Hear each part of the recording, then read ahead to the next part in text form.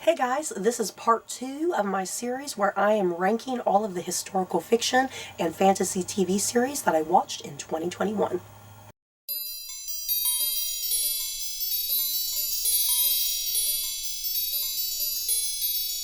So guys, welcome back. If you happen to watch out the first part of this series, thank you. I'm just going to kind of quickly head into this next part, and I'm going to replay the guidelines in case you forgot about the guidelines from the previous video, what qualifies for this video. First up, this is all going to be historical fiction and fantasy TV series only. I was originally going to do historical fiction only, but then I was like, I'm going to go ahead and add fantasy in there because a lot of times fantasy tends to have kind of like a historical fiction aesthetic anyway. So that's why I decided to go ahead and include fantasy on this list as well. Second, anything set before the 2000s is included in this list. As you watch all three of these videos, there's going to be several TV series included on this list that are set in the 1990s. So yeah, as long as any show is set before the 2000s, it was up for game for this list. Third, these rankings are based on my personal enjoyment and the entertainment that I got from each specific show. So yeah, it is all very personal to me. The entertainment I got out of it, the emotional level of that I got out of it, and yeah, in a way, the ranking almost doesn't matter to some degree, and in a way, the ranking is just really for me to keep things organized and in terms of how I want to talk about things. But yeah, as far as the rankings go, you're either going to agree or disagree. It's called opinions, obviously. And yeah, some of these shows, I mean, depending on my mood, some of them can flip up and down throughout the ranking. Who knows? But yeah, this is just the ranking as I saw fit for me personally. Fourth, all of the series included on this list were all shows that I did watch in 2021, and that includes shows that not only were released in 2021, but if I happen to watch something for the very first time in 2021, even if it was released years ago. So everything is up for grabs in this video.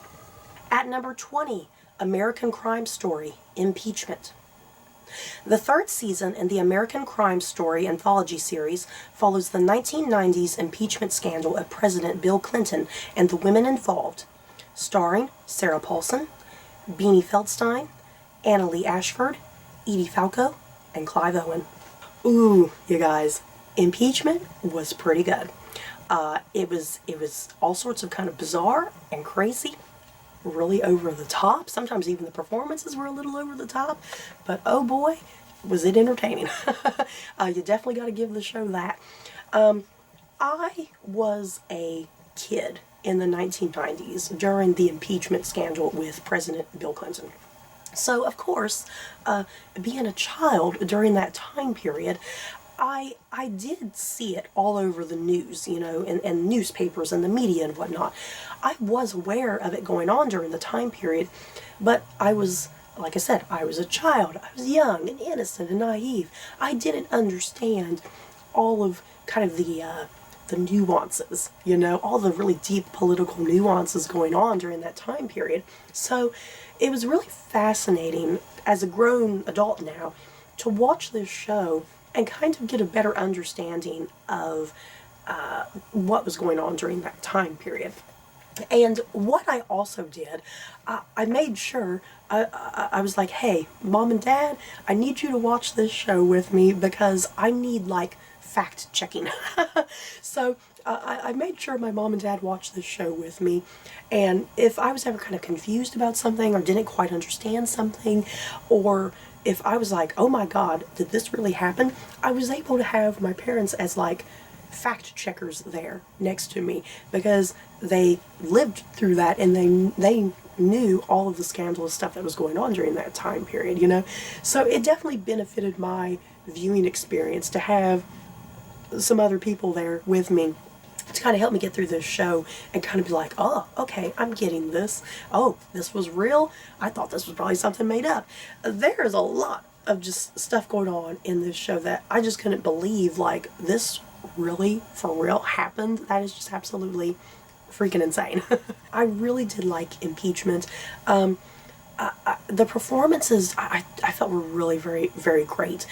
Sarah Paulson is definitely a top peak performance for me. I absolutely loved her performance. She really gave Linda Tripp a lot of humanity that I think the media during that time period just took away from her. The media turned Linda Tripp into a villain, someone who was uncaring and unsympathetic, and I really feel like Sarah Paulson's performance, for me personally anyway, I really sympathized with the Linda Tripp character and really felt a lot of compassion for her. If anything, I feel like this show actually really made me dislike Monica Lewinsky. And I hope that don't come across as a horrible way. I'm really speaking just towards the fictional version of Monica Lewinsky here, as presented in the show. Because I'm sure maybe the real Monica Lewinsky is maybe a little bit more likable than how she is on the show. But yeah, Beanie Feldstein, her performance sometimes, I was like, girl, you're a little just too much for me. Sometimes Monica Lewinsky came across as like, hear me out guys, she came across as like the Bella Swan of this universe, and Bill Clinton as her Edward Cullen, if that makes sense. Monica in the show is just too much for me at times. I just could not take her at times. I was like, girl, get out of this situation. What the hell is wrong with you? And Clive Owen, you guys. Clive Owen is just, he absolutely disappears in the role of Bill Clinton. He just absolutely disappears. And I forgot. I was like, oh my god, I keep forgetting this is Clive Owen. I just do not see him in there at all. But yeah, Impeachment was a good time. Definitely a worthy successor to the other two installments of the American Crime series. I previously loved the O.J. Simpson trial and the Versace murder investigation and whatnot. I previously loved those. So yeah, Impeachment was just as good in my opinion, and just really focusing on this time period, how wild and crazy it was, how scandalous. Yeah, how all the various different women were treated during this time. Almost kind of this double standard, like, hey, we'll treat this woman this way, but we'll treat this other woman a completely different way. And a lot of times it did. It had to do with their wealth and privilege, whether or not they were beautiful or attractive or ugly or something. All the women were just treated in horribly different ways, which is very fascinating to watch and whatnot. And I liked what this show was kind of ultimately saying at the end of the day.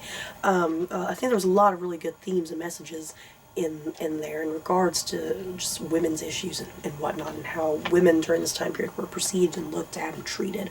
At number 19, Fear Street. This 3-part event follows a group of teenagers who unearth an ancient evil that has been causing brutal murders for over 300 years in their town. Starring Kiana Madeira, Sadie Sink, and Ashley Zuckerman. Okay, this may be a controversial choice on my list, because technically the Fear Street series here, Netflix was calling them movies, and as you can see, this whole video is primarily TV shows. I decided to go ahead and include the Fear Street series on this list, because to me, they almost felt more like it did almost feel like more like a TV series to me, more so than movies, even though they were like closer to about 2 hours apiece. The thing is, I almost kind of thought of them as being just longer episodes, you know. For instance, like over in England, the Sherlock TV series tends to have about 1.5 hour episodes, but it's still called a TV series. Plus, the Fear Street series, they had like a previously on at the beginning of each movie, however you want to think about it. So I was like, well, that don't seem like a movie thing to have a previously on. It seems more like a TV series. So that's kind of my justification for why I'm including Fear Street on this list, because they aired, each part one aired one Friday, another aired another Friday, and then another one on a third Friday. And it almost felt like a TV series to me more so than a movie series. But anyway, how did I feel? I was thoroughly impressed with Fear Street, you guys. I was kind of blown away and just so impressed. All 3 parts just exceeded my expectations. I am not someone who is into the horror genre. I don't particularly really like horror. I'm very squeamish when it comes to blood and guts and whatnot. But Fear Street just... It really went to some interesting places and had a lot of interesting things to say. And I liked how, for the most part, each episode was kind of mimicking another type of genre within the horror genre, if you will. Because the first part was set in the 1990s, and it felt very reminiscent of the horror movies from the 90s. The same with the one set in the 70s. It felt very reminiscent of the movies in the 70s. And then even the third part, which was set in the 1600s, that felt very reminiscent to me of like modern horror. It very much made me think of The Witch, that came out quite a number of years ago, starring Anya Taylor-Joy. I definitely was very much thinking about The Witch during that third episode and whatnot. So each part really gave you vibes of that different era, and I really loved that. I really fell in love with the characters. I loved how the whole series was set up, how there was this 300-year-old curse on this town and whatnot, and this divide between the classes within the town. And it's this group of teenagers who have to really come together and be like, hey, there's all these murders happening. We got to stand up. We got to fight it, even if it means sacrificing ourselves, possibly. So I did. I loved Fear Street. I would love to rewatch it again in the future. Definitely maybe around Halloween is a perfect time. So yeah, I definitely recommend Fear Street. If you do kind of love historical horror, if you will, because like I said, you have a 1600s setting, a 70s, and a 90s setting, and it all just really worked quite well, and I loved it immensely. At number 18, Matahari. This 12-part series follows the rise and fall of the sex icon Matahari during the early 20th century, starring Virginia Gigante, Ocean Stock, Maxim Mativ, and John Corbett. I went into this show, you guys, having really no clue about Matahari. I knew nothing about her, but I watched the trailer for the show and I was like, ooh, this looks really good. I knew about Matahari in name only, so a lot of what was going on in the show was completely brand new to me. The first thing to note about this show, what's very important to note, is that the show is very historically inaccurate, because after each episode, I would sit and go do a little bit more further research on the real Matahari and her life and her journey and whatnot. And I did. I quickly discovered, oh, yeah, the show is definitely taking liberties, and they're doing that to make things a lot more fun and entertaining and trying to engage you, the viewer, and whatnot. And yeah, it's trying to condense things down into a much interesting manner. So yeah, I definitely recommend doing your research on Matahari, knowing what is fact and fiction, because yeah, a lot of what's going on in this show is pure artistic liberty, and I was perfectly fine with that. The story of Matahari is just so fascinating. She was a woman who kind of came from humble beginnings, came from nothing, and she has a very disastrous marriage that ends in divorce, but she goes on to become essentially an exotic dancer, and she goes by the name of Matahari, and she quickly gains fame and fortune and celebrity. Her downfall, though, comes when she is... It's suggested that she was possibly a spy during World War I, and she is executed at some point for being a spy. And historically, it's not really quite sure if she was a spy or not, or if she was just a scapegoat. The show definitely takes the artistic liberty of placing her more that she was a spy, and it makes the show a lot more entertaining in that way, which I didn't mind.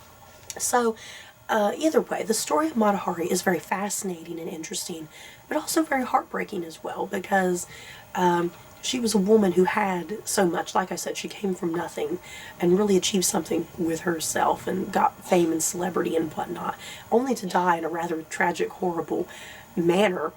So yeah, I definitely recommend this show if you like historical fiction, obviously. It is a Russian production. It is not in Russian, let me make that clear. It is not in Russian. Everybody, for the most part, people are either speaking in English, or there are subtitles, or there are voiceovers. Because you can kind of clearly tell sometimes that people's mouths are not syncing up with the audio. So yeah, it is a Russian production, but you can watch it perfectly fine, because it does have English on top and whatnot. Or if you want to watch it with subtitles, I suppose. The way I watched it, it had no subtitles. It was done entirely in English. But yeah, if you like the story of Matahari, you may find this fascinating and interesting. At number 17, Season 2 of Selena. Season 2 continues to show Selena's journey to success and concludes with her tragic death, starring Christian Serratos. Season 2, you guys, oh my god. I have thoroughly loved both seasons of Selena. And the thing is, Season 2, I knew exactly what was coming. I historically obviously know that Selena was murdered, the mid-90s, I believe it was, right there at the mid-90s. I knew it was coming. I was prepared for it.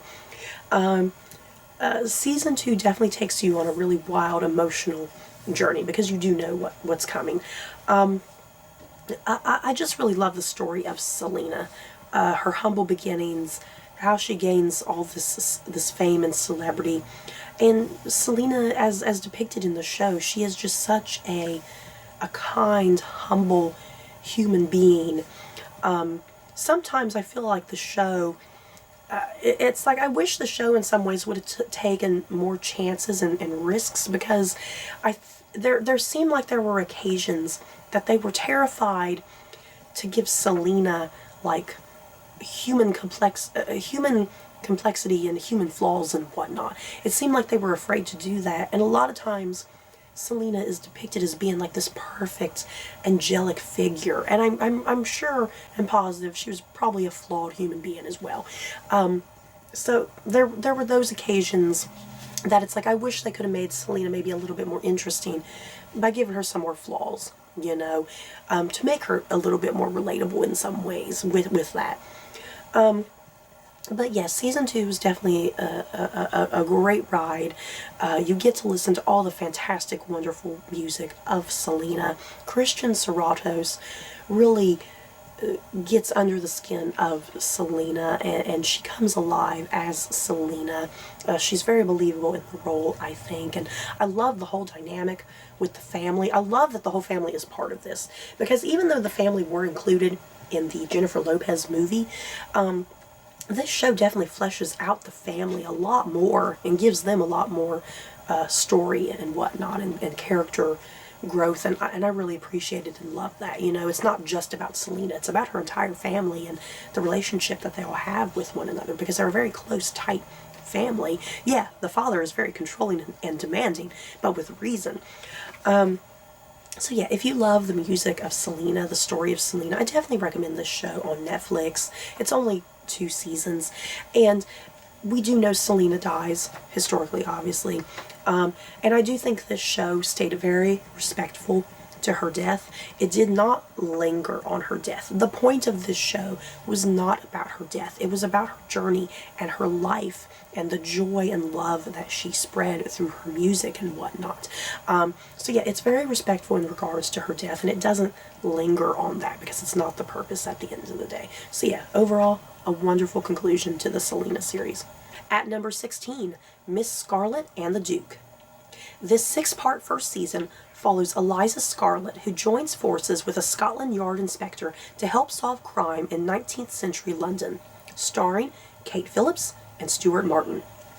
This show, you guys, just so fun and charming, just so very British, I guess, whatever that means. I love all things that take place like in kind of right there at the tail end of like the Victorian era. Yeah, a lady detective teaming up with a hot Scotland Yard detective. It's perfect. It's great. I'm all for it. It is. Miss Scarlett and the Duke is just such a fun time. The wit and banter and relationship between the two primary leads is just so fun and hilarious. And there's this constant, okay, will they, won't they? And I think that's going to be the joy and fun as we progress through the seasons to come with this show. If the two main leads will get together and how their relationship is going to grow and develop. Because as you start this show at the beginning, the lead Scotland Yard detective, he almost sees Eliza, he almost sees Eliza Scarlett as kind of a bit of a nuisance and somebody who is getting in the way, and he kind of almost sees her as kind of a typical woman of this time period. But that's kind of the fun of the show, is that he grows to respect her, not only as a woman, but as kind of a fellow colleague in some ways. He grows to respect her and starts to realize that he is kind of getting feelings and an attachment for her. So yeah, Miss Scarlett and the Duke is definitely just such an incredible fun ride from start to finish, and I need season 2 now. At number 15, The Serpent. This 8-part series follows the real-life story of thief and murderer Charles Sabraj during the 1970s along Asia's hippie trail. Starring Tahar Rahim, Jenna Coleman, and Billy Howe.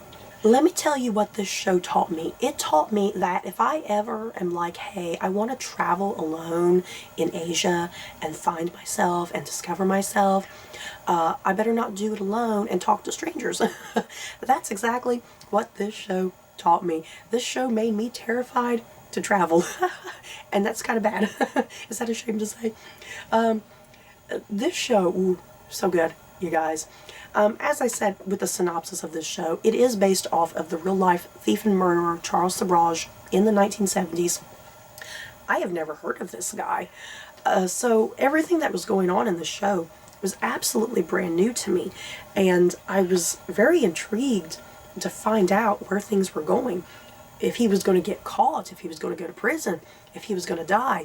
And a lot of times when I watch historical fiction like this, I do like to do I like to do research in between episodes, but with this show, I was like, you know what?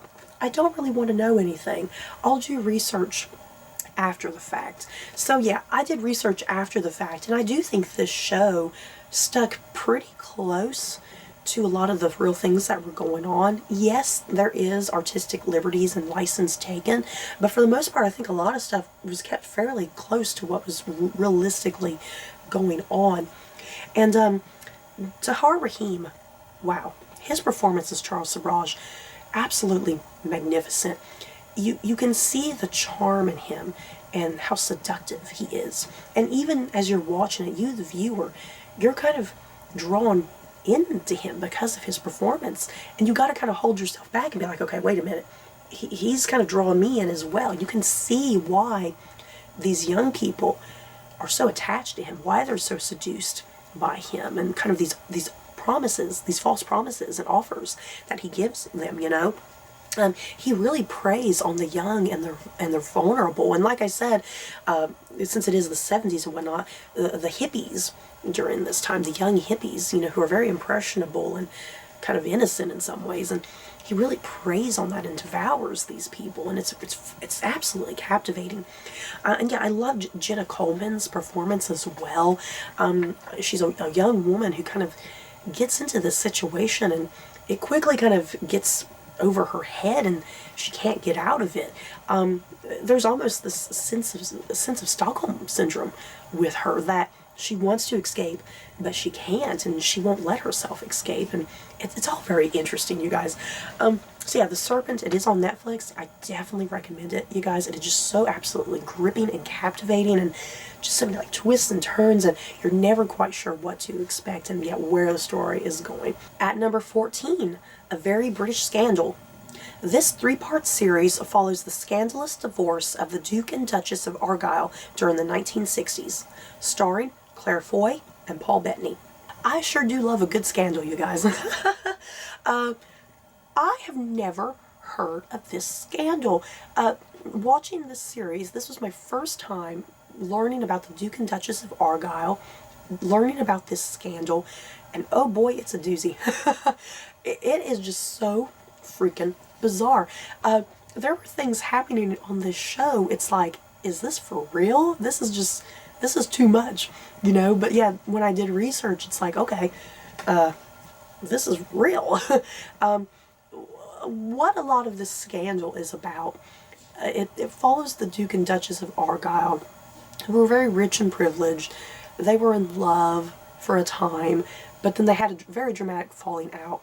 And a lot of it had to do with, was there adultery going on? Was there forgery going on?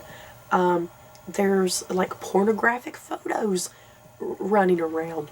There's a lot of insanity. And it's like, I can't believe all this really happened. Claire Foy and Paul Bettany deliver two remarkable performances. You see the chemistry. Even when the two characters are falling in and out of love and whatnot, there is still just such high electric chemistry between them that it's like you want to see the two of them make it work. They are two totally despicable people. You do not like these characters at all. They are both despicable in their own ways. It's like they do deserve each other because of how despicable they are. They do deserve each other. So it's like you weirdly enough do want them to try and make things work because no one else is going to have them. And really, what I found, what this whole series was about, I'm going to kind of get into some of the real history here. The Duke was let off the hook at the end of the day, and the Duchess was given like a terrible sentence and whatnot. She was called the pervert. She was called the disgusting one. They kept calling her that she was so in need of sex and whatnot, and she was a disturbed individual. But he was the exact same way, but because he was a man, none of those names were being thrown out at him. The Duchess was essentially slut-shamed during this time, and she was seen as a disgusting, perverse individual. So that's what this whole show is really focusing on, is just the nature of this time period, the sexism during this time period, how a woman like the Duchess was treated, and the fact that her husband got away with everything, but she had everlasting shame put upon her. So I loved the show at the end of the day. I loved the performances by Claire Foy and Paul Bettany. And it was a great time. I loved learning something new in regards to British history. At number 13, Jaguar. Set in 1960s Spain, this 6-part series follows a group of Holocaust survivors who track down Nazis to bring them to justice. Starring Blanca Suarez, Ivan Marcos, Oscar Casas, Adrian Lastra, Francesca Garrido, and Stefan Weinart. Jaguar was so freaking good, you guys. It was on Netflix. It was entirely in Spanish, so I definitely recommend using subtitles, listening to this show in its natural native language. I really liked the unique perspective of this show. I have seen so many shows and movies about the Holocaust, but I don't think I've ever particularly watched a show about Holocaust survivors, after the war, especially in Spain, like really specifically, I really love the unique look and perspective that this show was taking. And even though this show is about hunting down Nazis, there's something about the show that is weirdly fun and hilarious, and it's such an incredibly fun time, you guys. I kind of would compare the show almost like it's a heist film, almost. A heist film where characters are either they're making plans to rob a bank, or to try and get art, or something like that, This show is almost very comparable to a heist film. Instead of robbing a bank, they're making a heist trying to track down Nazis and bring them to justice. And what I also liked about this show, the whole cast of characters are Holocaust survivors, but their thing is not to murder and kill the Nazis. They want to bring these people to justice. They want to put public shame on these people. If they kill them, what's the point, you know? So I loved the perspective this show was taking and what it was doing. And I loved the characters. They were so fun and so vibrant. I love the dynamic of kind of the core group. So if this sounds like your sort of thing, I definitely recommend it. It was just really, truly a remarkably fun, engaging time. At number 12, Domina. This 8-episode series follows the rise of Livia Drusilla, who becomes the wife of the powerful Roman Emperor Augustus Caesar, starring Kaja Smutnek, Matthew McNulty, and Liam Cunningham. Domina was a ridiculous amount of good time, you guys. Oh my god, wow. I'm usually not into, like, you know, early ancient Rome, if you will. Sometimes I'm not really into that time period, but I really love this. It was fun, interesting. I felt like I was learning a lot more about this time period. And yeah, I've never really heard about Livia Drusilla in the past. I've kind of heard about her a little bit in some ways, but not to this extent as she was presented in the show. This was definitely like a feminist look and take into ancient Rome and whatnot, really looking into the politics of the time period, the roles of men and women. And Livia Drusilla, who does become the wife of Emperor Augustus Caesar, her really wanting to make a name for herself, but also raise the power and status of her husband as well, really secure her family and her line and whatnot. And yes, she is willing to do just about anything to secure her own power and the power of her husband and whatnot. She was a very remarkable woman during this time period, almost kind of unheard of, just the power and control that she was able to have during this time. Yeah, the show, once again, with just about everything on this list, once again, it definitely takes huge artistic liberties with this time period, with the character of Livia Drusilla. But yeah, it's to tell a fascinating, fun story with her, to really learn about her. Kaja Smutnek delivered a remarkable performance. I loved her. I loved the chemistry she had with Matthew McNulty as Augustus Caesar. And please, give me a season 2, because this woman's story is not over by any stretch of the imagination. There's so much more to come. At number 11, Season 2 of A Discovery of Witches. Season 2 follows Diana and Matthew as they time travel to 1590 England. Their mission, look for the Book of Life that holds the answers to the world of the supernatural, starring Teresa Palmer and Matthew Goode. So this is probably the only time A Discovery of Witches is going to be on this list, because Season 2, we time traveled, you guys, to Elizabethan England, and I was all for it. I had a lot of issues with Season 1. Yes, I liked and enjoyed Season 1, but there were a lot of things I was just a little confused about, especially in regards to the world building, and sometimes it just kind of felt a little sloppy and slow in places, and some of the acting just felt a little overdone. Season 2, in my opinion, was definitely a vast improvement.